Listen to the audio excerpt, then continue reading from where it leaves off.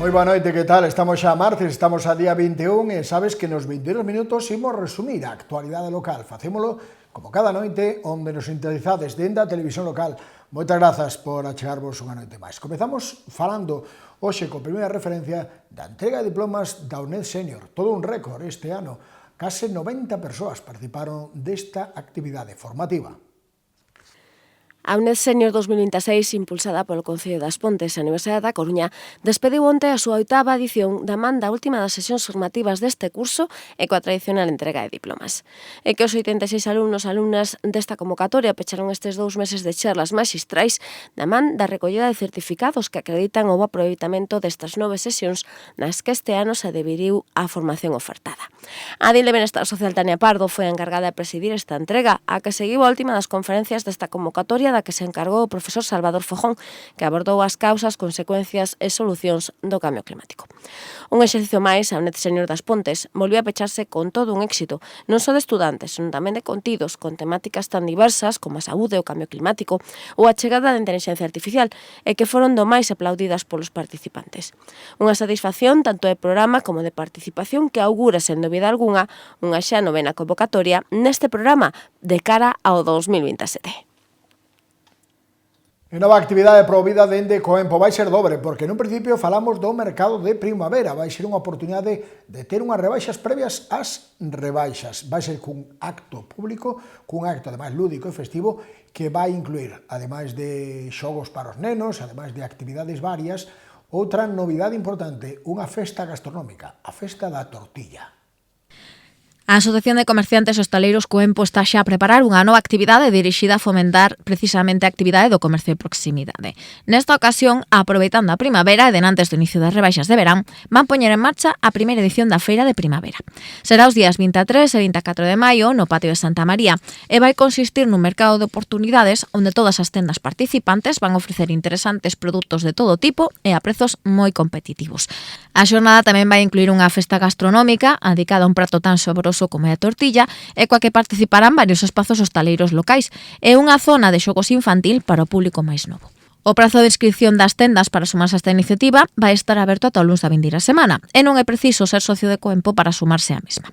As inscripcións pódense realizar mediante o formulario que se atopa na web coempo.es e que se ten que remitir ao correo coempo@coempo.es e ante calquera dúbida hai a opción de contactar co 694 446724 ou ben achegándose ata a oficina de Coempo na rúa Sergio Rivera Chao. Continúa a oferta de charlas dentro do Centro Sociocomunitario. Outra vez, a través da colabora do Sergas, nos traen unha conversa, unha charla, unha conferencia vencellada á saúde, o manexo da dor crónica. O Centro Sociocomunitario vai acoller dentro duns días unha interesante actividade, unha charla na que se vai abordar a dor crónica e como afrontala. A Escola Galega de Saúde para Cidadáns, dependente do Sergas, será encargada de ofrecer esta xornada e que se vai desenvolver o día 6 de maio dende as 4:30 da tarde nas propias dependencias do Centro de Maiores da Avenida de Ferrol. O obxectivo é informar e axudar as persoas que sofren este tipo de dor e o seu entorno a comprender esta situación, ademais de facilitarlles pautas prácticas para aprender a convivir con el e mellorar a súa calidade de vida, tanto a nivel físico como psicolóxico. É que a dor crónica afecta a calidade de vida de quen o sofre e a día de hoxe máis de 6 millóns de persoas adultas no noso país padecen esta situación.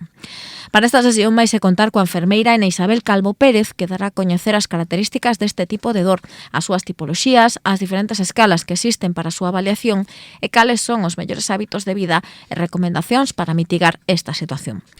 A sesión será gratuita pero con inscripción previa, xa que as prazas son limitadas. Para anotarse, abonda con facelo no propio Centro Sociocomunitario de luns a venres de 8:30 a 8 da tarde ou na propia web da Escola Galega de Saúde, escolasaude.sergas.es. A Rebelión da Lectura, un interesante traballo audiovisual no que teremos as súas autoras aquí en As Pontes para falarnos deste proxecto sobre a literatura, cadrando evidentemente tamén coa semana do Día do Libro. As Pontes vai ser un dos concellos que durante este mes de abril acolla a programación da Deputación da Coruña para festexar o Día Internacional do Libro.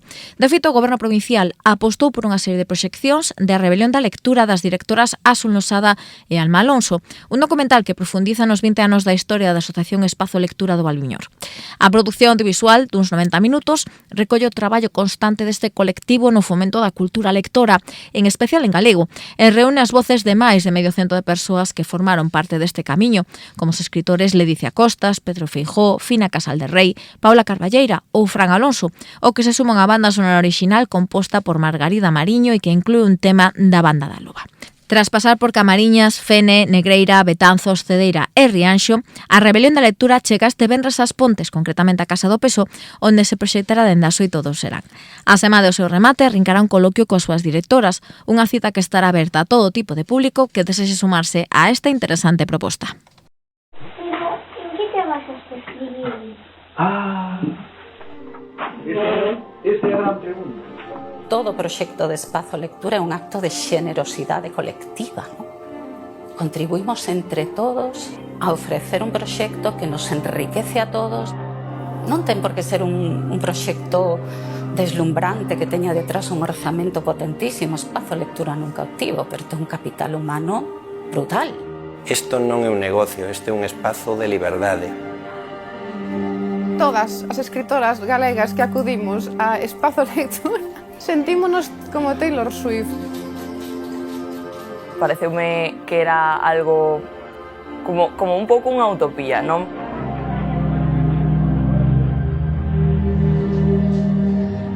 Queremos presentarvos a Casa da Lectura, un espazo que imos abrir a partir de agora. Ademais de ser un proxecto no que se palpa a ilusión, porque é moi evidente, é un proxecto que se mantivo ao longo dos anos. É unha organización moi horizontal, que penso que é unha cousa moi difícil, pero que para min é moi importante para que funcione ben. Eu, de pequena, o que quería era estar todo o día en Espazo Lectura. Eu creo que é o mellor axente normalizador que pode haber. Unha sociedade lectora é unha sociedade capaz.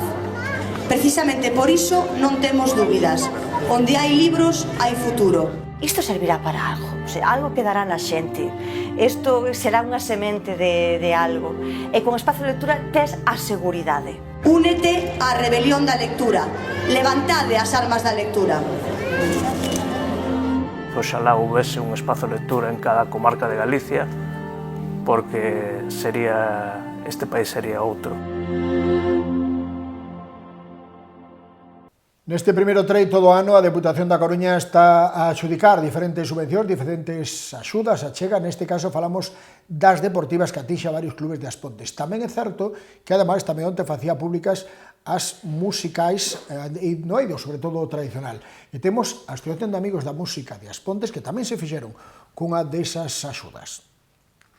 6 clubes da nosa vila van contar este exercizo cunha aportación de 28.000 euros para as súas actividades da man da Deputación da Coruña e o seu programa anual de subvencións para clubes deportivos da provincia sen ánimo de lucro e en competición federada. A contía máis elevada será para o Lago Sport, que vai contar cunha chega de 7.000 euros, cos que sufragar a participación dos distintos equipos masculinos e femininos nas correspondentes ligas galegas. Pola súa parte, o Clube Ciclista Terras do Eume, o Patín As Pontes e o Hockey As Pontes contarán con axudas de 4.500 euros cada un, tamén para facer fronte á tempada, na mentras que o Automóvil Club As Pontes e o Clube de Pádel As Pontes recibirán 3.500 euros cada un. A semade tamén o Clube da Anigal de Rímica forma parte deste listado de entidades beneficiadas, aínda que a súa axuda de 4.500 euros está condicionada debido á falla de documentación, unha situación que deberán subsanar para poder facerse con esta achega. En total, a Deputación da Coruña vai investir algo máis de 960.000 euros nun programa do que se van beneficiar máis de 300 clubes da provincia, con achegas que oscilan entre os 1.500 e os 7.000 euros e que son unha axuda indispensable para poder facer fronte aos gastos que supón tomar parte nunha competición federada. Esta fin de semana volvemos a ter a Nimbos en As Pontes. E digo volvemos a telos porque son prácticamente de aquí, porque xa teñen tocado aquí, pero que agora veñen presentar o seu primeiro álbum de estudo, A T, veñen o Alobi. O Auditorio Municipal Alobi xa está a prepararse para que será unha das citas musicais da primavera, porque o venres subiránse ao seu escenario os integrantes de Nimbus, da man do seu primeiro disco. Até o título deste traballo, co que a banda pontesa dá un paso máis na súa traxectoria musical, tras 3 anos de actuacións por diferentes escenarios de toda Galicia. Agora, a formación fundada por Antía Cabeiro afronta un novo reto, no que estiveron a traballar nestes últimos anos. Un disco no que se combinan textos musicalizados de Xosé María Díaz Castro ou Manuel María, con composicións poéticas precisamente da artista local Carmela Franco e as que Antía puxo música. Xunto coa voz, frauta e gaita de Antía estarán Mario Arranzo ao contrabaixo, Diego Barro na percusión, Álvaro García guitarra e Xalo Rubio co acordeón, nun concerto que será o punto de partida dunha xira que tamén pasará próximamente por Moeche e San Sadurniño. O recital, que arrincará ás 8:30 do serán, será unha mestura de tradición, jazz e folk, ademais dunha gran oportunidade para desfrutar en directo do bo facer destes músicos locais. As entradas para asistir a este concerto xa están á venda a un prezo de 5 euros na web aspontes.sacatoentrada.es, aínda que tamén será posible mercar unha localidade o mesmo día do concerto na billeteira da Alobi, unha hora de antes do inicio do recital. Imos falando xa do cine da fin de semana. Ademais, temos unha reestrea, unha repetición, como queráis chamar, unha segunda oportunidade e unha película nova. Como sempre, cine durante toda a fin de semana en As Pontes. Os xeareiros e xeareiras das historias na gran pantalla teñen xa nova cita de cara a fin de semana, porque temos dúas novas propostas do máis interesantes para desfrutar tanto a tarde do sábado como a do domingo. Unha delas, a dirixida ao público infantil, repite, porque tras o éxito dos 2 primeiros pases de Super Mario Galaxy, a Concellería de Cultura apostou por reeditar esta proxección con 2 novas sesións o sábado e domingo que ven novamente ás 5 da tarde. A historia volve ter como protagonistas os irmáns fontaneiros máis famosos dos videoxogos, Mario e Luigi, que xa sentados no reino champiñón terán novamente que axudar a princesa Peach a salvar a galaxia de Browsito, o fillo do malvado Browser.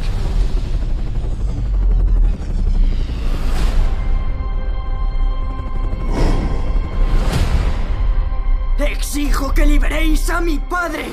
Por encima de mi cadáver. Como quieras.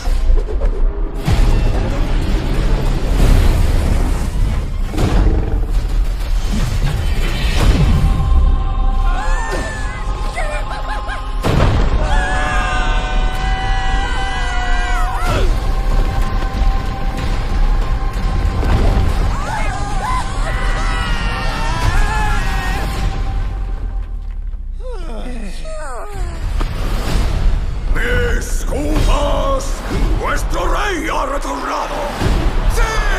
¡Larga vida al rey! ¡El nombre de Bowser será temido de nuevo! ¡Ay, no!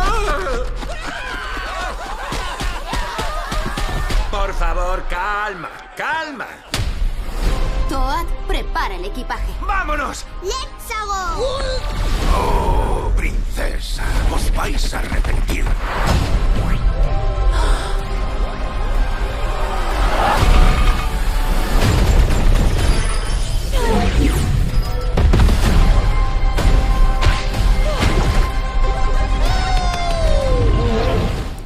A novidade da fin de semana chega da man do último filme do británico Kirk Jones e o que xa coñecimos da man de éxitos como Que esperar cuando se está esperando, Mi gran boda griega 2 ou Todos están bien. Nesta ocasión aposta por un drama que leva por título Incontrolable e que se basa na historia real de John Davison, un rapaz diagnosticado con síndrome de Tourette e que loitou toda a súa vida por dar visibilidade a esta enfermidade. Incontrolable recolle esa viaxe vital dende que con 15 anos Davison recibe o diagnóstico da súa enfermidade ata a súa etapa como adulto e como afrontou esta situación tanto na escola como xa no traballo. ¡Johnny D! Se llama síndrome de Tourette. Digo cosas que no debería. ¿Y ahora qué? ¿Quieres pasar y comer algo, John? ¡Vete a tomar por culo! Pues encantada de conocerte. Perdón. Tommy, este es John. Quiere hablar contigo sobre el puesto vacante. Voy a explicarte lo que hago. Me la agarras con la mano. Madre mía. ¿Sabes preparar un té decente? ¡La leche, semen! ¿Te molestan los tics y los insultos? ¿Qué tics? ¿Qué insultos?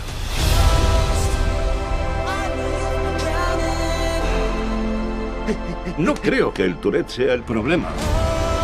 El problema es que no sabemos nada del Tourette. Edúcalos.